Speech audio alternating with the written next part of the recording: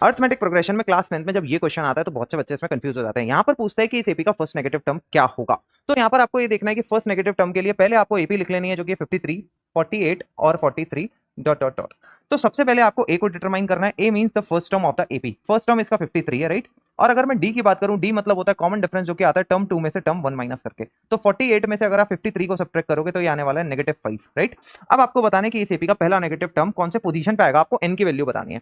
तो एन की जो भी वैल्यू होगी उसको मैं निकाल लेता हूं, यानी कि टर्म जो भी वैल्यू होगी टर्म की वो मैं निकाल लेता हूं, पर वो 0 से छोटी होगी, ये मुझे पता होना चाहिए, क्योंकि 0 से छोटा जो भी नंबर होगा वो नेगेटिव होगा। अब टीएन का फॉर्मुला आपको पता होना चाहिए। बहुत से बच्चे से एन टर्म भी लिखते हैं, तो वो होता है a plus n minus 1 d. Okay, तो यानी कि a plus n minus 1 d की वैल्यू 0 से छोटी होनी चाहिए। ए आपके पास 53 है, प्लस एन माइनस 1, और डी आपके पास कितना है, -5। ये 0 से छोटा होना चाहिए। ओके, अब यहाँ पे आपको ध्यान से देखना, -5 को अंदर भेजेंगे तो हो जाएगा 53 माइनस 5n प्लस का 5, नेगेटिव होना चाहिए और ये 0 से छोटा होना चाहिए। तो 53 में अगर मैं 5 ऐड करूंगा तो कितना बनना चाहिए, 58। 58 ये बनना चाहिए। मैं इसको यहाँ पे सॉल्व करता हूँ, ये 58 बनना चाहिए।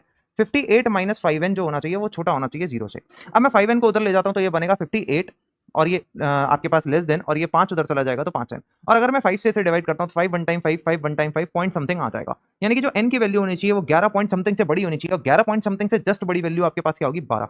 यानी कि इस एपी का 12th टर्म नेगेटिव हो जाएगा। तो यानी कि इसका आंसर क्या होता है यहाँ पर, 12।